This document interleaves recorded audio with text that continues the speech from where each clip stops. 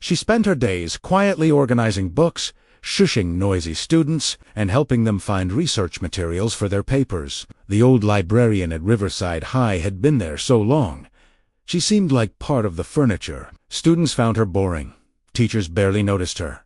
And most people forgot she existed, until 16-year-old Emma Martinez vanished on her way home from school. That day, everything changed forever. Welcome to the Human Stories. Before we begin this powerful story, tell us in the comments, from which city in the world are you watching this video today? And if you believe stories like this need to be told, hit that subscribe button and help us keep these hidden heroes' stories alive, because sometimes the most powerful truths are hidden in the quietest corners and emerge at unexpected moments. Eleanor Hayes, 58 years old, Riverside High School librarian. For 15 years, she sat at the same desk, organized the same books, maintained the same silence. Gray hair, always in a bun, glasses on the tip of her nose, always wearing the same brown cardigan. Students knew her as the library witch. Boring, old, insignificant, they thought.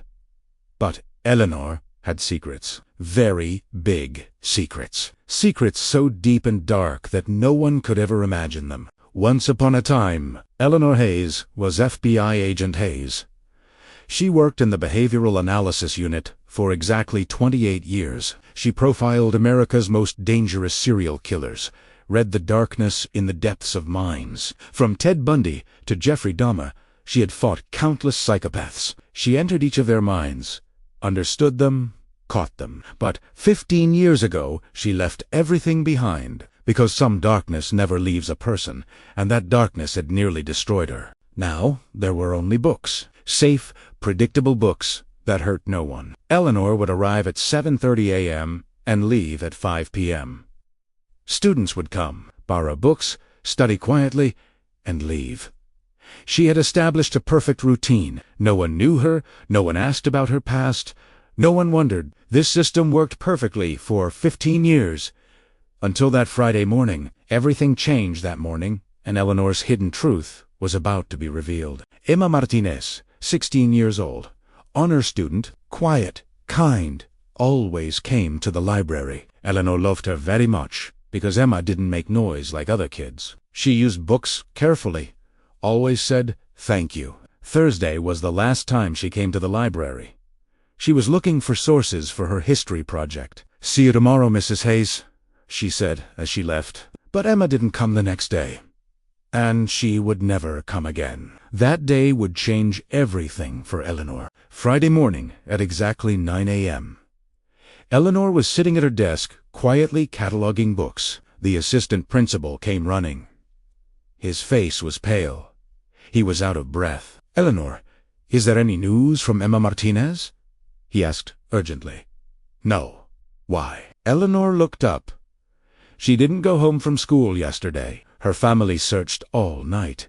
Police are looking for her now. Eleanor's heart raced. After 15 years, that familiar fear returned. The past had caught up with her. That day, the school was in complete chaos. Teachers talking in panic, students gathering in worried groups, police officers asking questions in school corridors. Eleanor watched everything silently. But her old instincts had kicked in. She was recording every detail in her mind, analyzing every conversation. Where Emma was last seen. School exit. Last seen time, 3:30 p.m. No one had seen anything, or they didn't want to see. This was a very familiar situation for Eleanor. Police Officer Richardson was asking questions at school. Young, inexperienced, clearly panicked. Eleanor was listening to him carefully. He was asking the wrong questions. He was looking for the wrong clues. Emma's bag had been found, but in the wrong place. Richardson hadn't noticed this, but Eleanor had noticed immediately, because her FBI-trained eyes couldn't ignore details. Something was going wrong in this situation, and Eleanor knew this very well. When Eleanor got home that evening, she couldn't sleep at all. Emma's case was spinning in her head.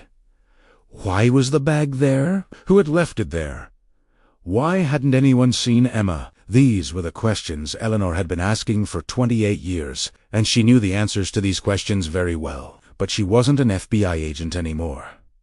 She was just a librarian now. Or she was trying to be. Emma's face wouldn't leave her mind. Saturday morning, Eleanor said to herself, "No, you're not an FBI agent anymore. You're librarian, Eleanor. This is not your job." But when she saw Emma's photos on television, she couldn't stand it.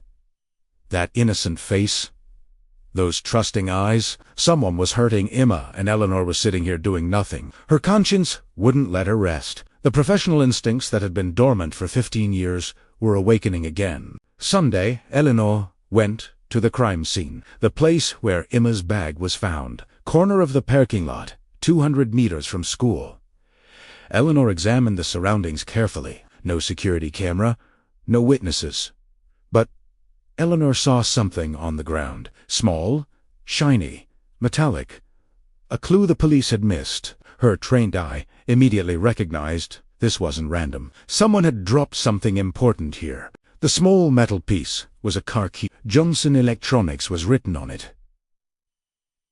Eleanor's pulse quickened. This was an important clue. The perpetrator had dropped something. Eleanor decided at that moment she would find Emma.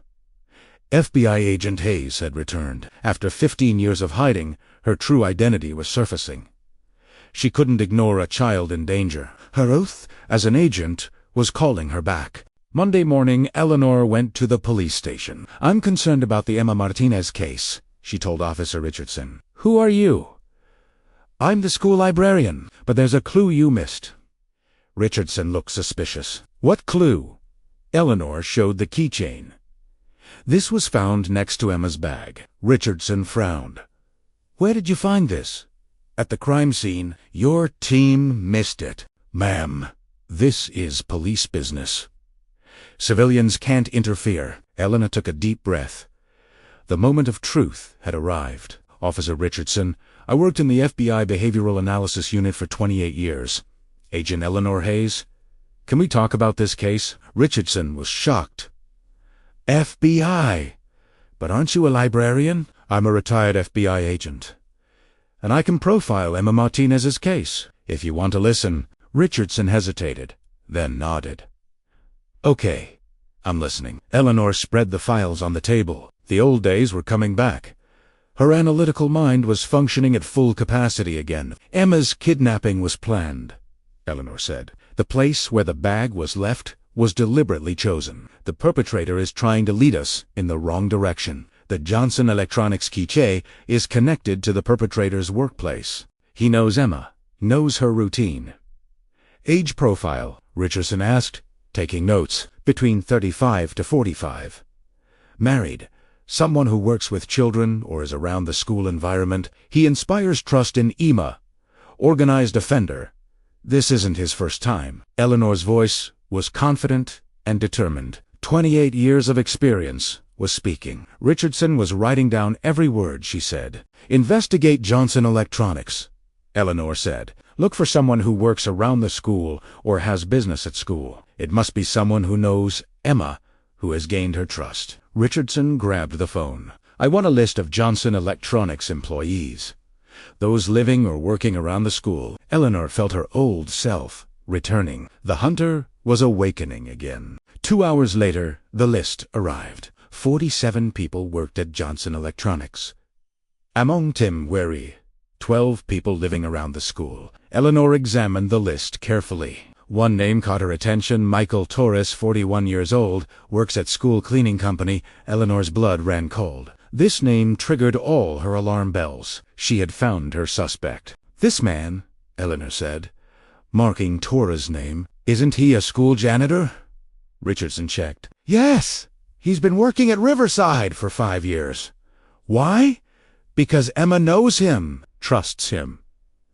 And he knows Emma's routine." Eleanor's instincts were screaming. Every fiber of her FBI training told her this was their man. The profile was perfect. "But there's no evidence," Richardson said. "Just suspicion? Then let's find evidence," Eleanor said. "Search Torres' house. Check his background. I'll also investigate Emma's last days. I'll find the moments she encountered Torres at school." Eleanor was back in full investigative mode. The quiet librarian was gone, replaced by the determined FBI profiler. Eleanor returned to school. She looked at everything not from a librarian's perspective, but with her old FBI agent's eyes. Areas where Torres worked, places Emma went, security records, student statements. She reanalyzed everything systematically, and she saw the pattern. The connection was clearer than she had thought. Torres had been hunting Emma. Torres cleaned the library every Thursday when Emma came. He chatted with Emma. He knew Emma's book preferences. Emma had even told Torres, "I'm always in the library on Thursdays." Torres had made his plan this way. He knew exactly when and where to find her. Eleanor's profiling skills were revealing the entire predatory pattern. Eleanor called Richardson. "Did you check Torres' house?" "Yes. He's not home." His wife said they stayed at her sister's over the weekend. "What about his background?" "He was arrested for child molestation in 2018. Released due to insufficient evidence." Eleanor's suspicions had been confirmed. The profile was complete. Torres was their perpetrator. "Where is Torres?" "We don't know. Not at home. Didn't come to work."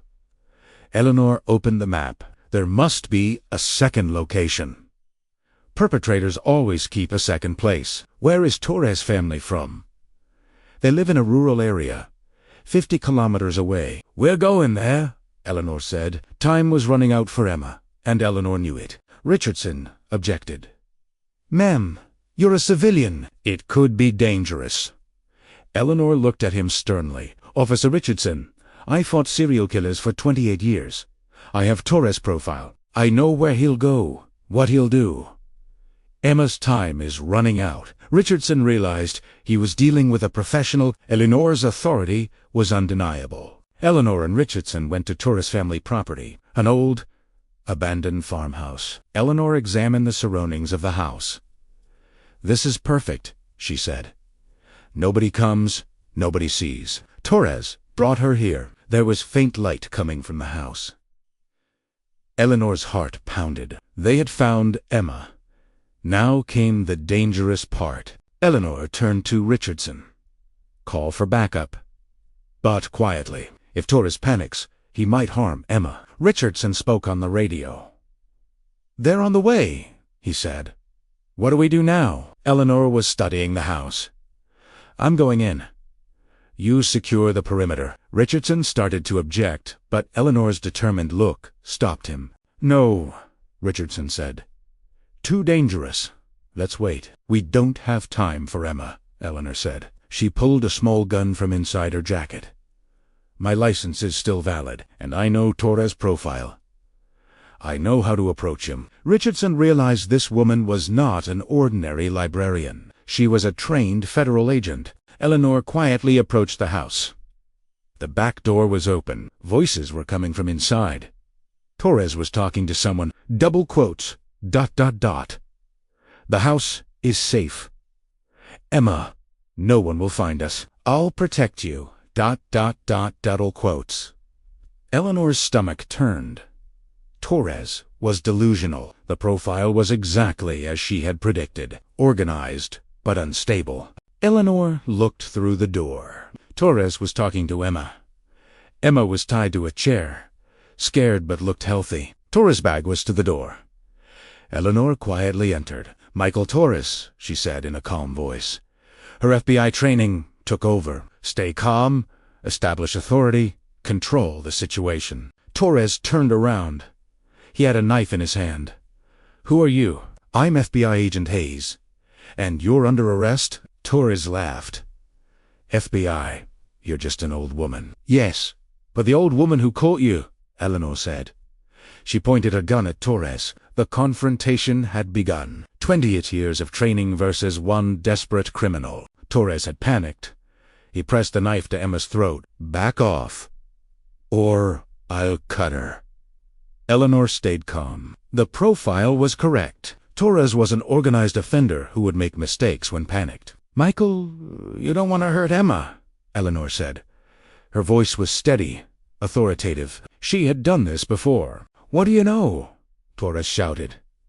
"Emma understands me. I give her books. We chat. She loves me." Eleanor shook her head. No, Michael. Emma is scared. You're hurting her. This isn't right. Eleanor was using psychological tactics. She needed to break down his delusions while keeping Emma safe. Eleanor approached Torres. She kept her voice soft. Michael, you're a good man. You like helping children? But this is wrong. Emma wants to go home. Her family is looking for her. Torres' hand was trembling. Eleanor could see the internal conflict. The profile suggested he still had some conscience left. No, Torres shouted.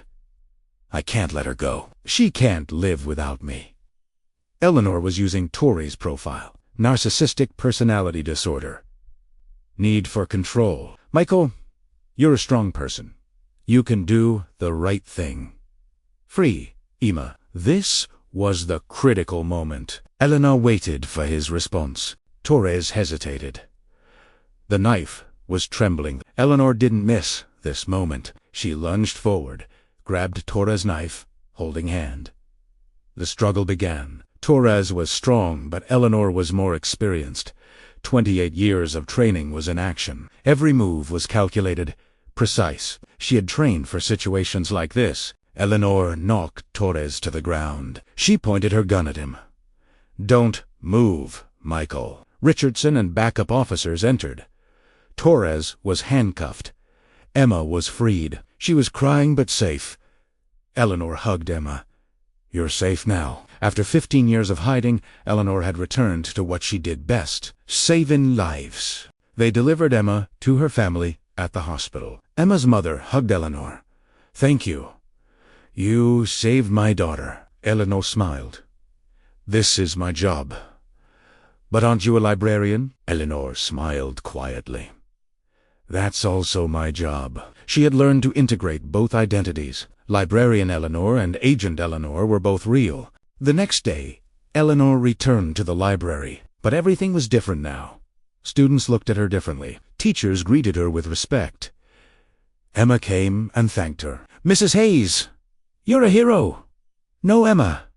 I'm just someone who protects you. Eleanor had found her true purpose again. Protection came in many forms. Richardson visited Eleanor. Agent Hayes, are you thinking of returning to the FBI?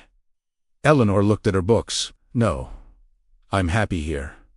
But I can help when needed. You could work as a consultant. Eleanor thought.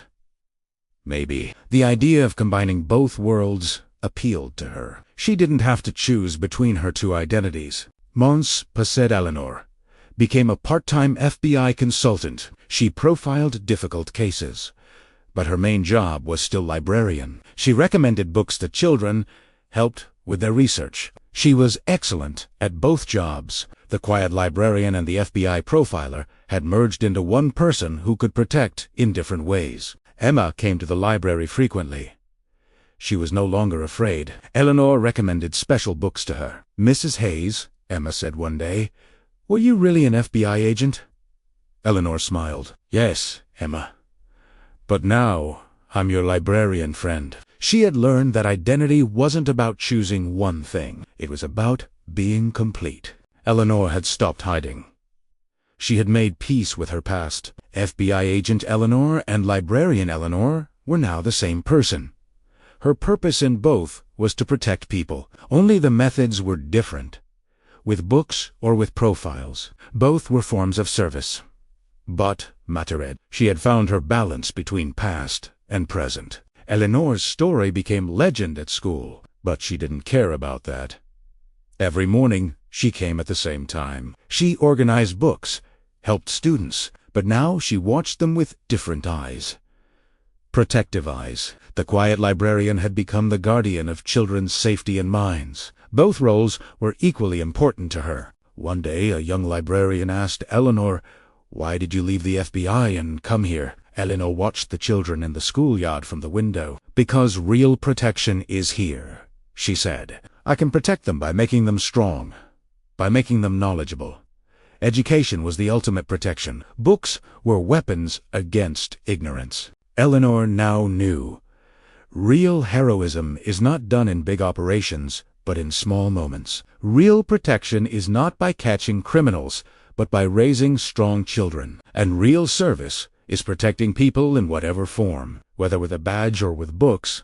The mission remained the same: protect, serve, and never give up. Now I ask you, have you ever encountered someone like this? Someone who appeared ordinary but had an extraordinary past? Maybe your school librarian, security guard, or cleaning staff. Who knows what stories they've lived, what skills they're hiding. Sometimes the most powerful protectors are hiding in plain sight, watching over us. Share their stories in the comments.